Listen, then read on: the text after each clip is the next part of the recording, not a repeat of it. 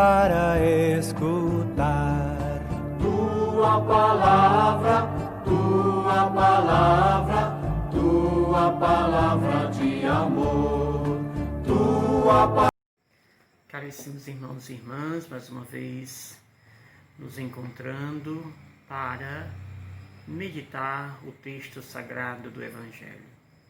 Continuamos no texto do Sermão da Montanha, que vai do capítulo 5 até o capítulo 7 do evangelista Mateus. E nós estamos hoje no capítulo 6, do versículo de 7 ao 15 de Mateus. E neste evangelho, Jesus vem nos dar outra belíssima preciosidade. Ele nos fala da importância da oração e a sua prática. Como deve-se rezar, a que deve-se evitar nesta oração, o que fazer nesta oração e o que proceder depois desta oração. Então, Jesus começa dizendo: quando orardes, não useis de muitas palavras, como fazem, por exemplo, os pagãos, que pensa que é a força das muitas palavras que Deus vai os escutar. E lembra Jesus, Deus conhece a tua intimidade, os teus desejos, antes mesmo que tu diriges a Ele. Eu costumo dizer, e tenho percebido cada dia isso de forma mais clara, que a oração, na oração pessoal, não é lugar de palavras. Na oração pessoal é o lugar da minha intimidade silenciosa com Deus.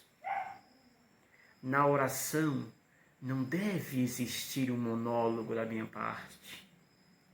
O monólogo é da parte de Deus. É Ele que fala para mim, não sou eu que falo para Ele. Então, quando existe essa compreensão desta importância, desta oração, desse encontro pessoal, nós nos sentimos mais tranquilos e em paz. A oração de muita gente é levar uma enxurrada de palavras, achando que Deus é um broco, um esquecido, e que precisa escutar todas as vezes que eu vou ao seu encontro de todas as minhas labrúrias. De forma alguma. Deus já conhece, como mesmo afirma, já conhece as nossas mazelas, não precisamos apresentá-las. Por isso, oração, mais uma vez, Jesus certifica, é lugar de oração. Pouquíssimas palavras, talvez nenhuma palavra. O silêncio é a voz de Deus. Segunda coisa que Jesus nos recorda neste texto é que ele diz: se queres usar de alguma palavra na oração, use esta oração. E ele coloca a oração universal do Pai Nosso. Nesta oração do Pai Nosso, como todos nós a conhecemos, ela está dividida em 4 preces, melhor, em 7 preces.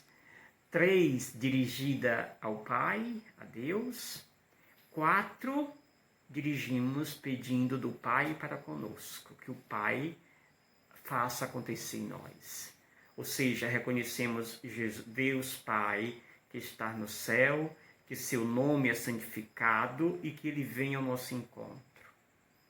E a segunda parte, esses 4 outros pedidos, é quando nós tocamos nas nossas necessidades e pedimos a Deus que nos ajude a alcançar aquilo que nós dirigimos pedindo nesta oração. Por isso, é sempre bom que rezarmos o Pai Nosso, estarmos atentos a esses pedidos, ou este reconhecimento. Pai Nosso que estás no céu, é um reconhecimento. E depois, saber, reconhecer o que nós dirigimos a Ele em forma de pedidos. Assim Jesus nos ensina se quisermos uma fórmula para a oração, usemos a fórmula da oração do Pai Nosso de Jesus. Depois, Jesus diz, pronto, te apresentei a teoria da oração. Primeiro, o que você não deve fazer na oração. Quando ele diz que o que não deve fazer é usar de muitas palavras, palavras egoístas. E aí ele ensina a teoria desta oração, que é a oração do Pai Nosso, a fórmula desta oração. Finalmente Jesus diz, saíste da teoria, agora é preciso praticar. Ou seja, já sabemos a oração, a sua fórmula, agora precisamos sair da fórmula do nosso quadrado e partir para a praticidade do que nós dirigimos a Ele. E aí ele diz, de fato, no finalzinho da oração que nós pedimos é que nós perdoemos os nossos devedores assim como que você perdoe os nossos pecados, assim como nós perdoamos a quem nos tem ofendidos. Até parece que muita gente perdoa, né? Até parece. Mas nós precisamos perdoar. Eis o recado do próprio Deus. E aí Jesus diz, dá agora uma resposta muito séria. E ele diz que aqui deve ser a nossa prática a partir da oração que nós meditamos.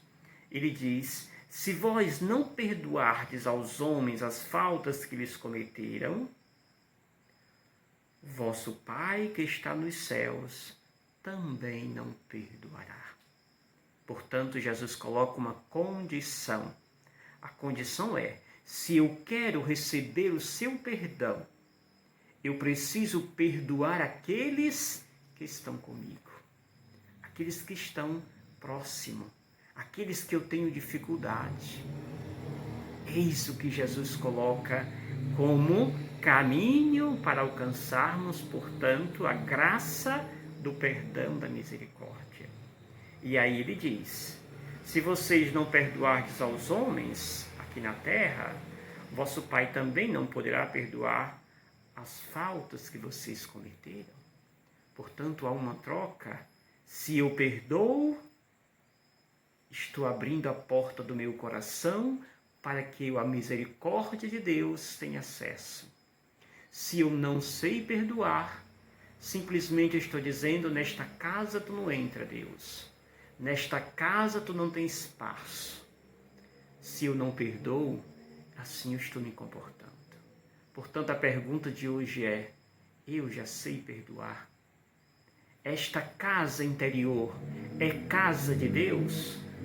Ou está sendo uma casa de acúmulo de lixo, de ausência de perdão, de rancores? Eu preciso esvaziar essa lixeira e permitir que o amor divino, a misericórdia de Deus, tenha acesso a esta casa. Portanto, o recado de hoje é, na oração dizia Jesus, não façais isto, não usei de muitas palavras, mas silenciai. Se quiser falar alguma coisa, reze o Pai Nosso. E depois da oração, lembre-se da prática. E a prática por excelência é perdoar, pois esta é a condição. Se eu perdoo, serei perdoado. Se eu não perdoar, não conhecerei a beleza do perdão. Por isso, amados irmãos e irmãs, perdoe. É maravilhoso. É o mais belo exercício da vida de um cristão. Perdoar. Perdoar a mim mesmo e perdoar aqueles meus irmãos. Que o Senhor nos abençoe, nos livre de todos os maus e nos conduza à vida eterna. Gratidão.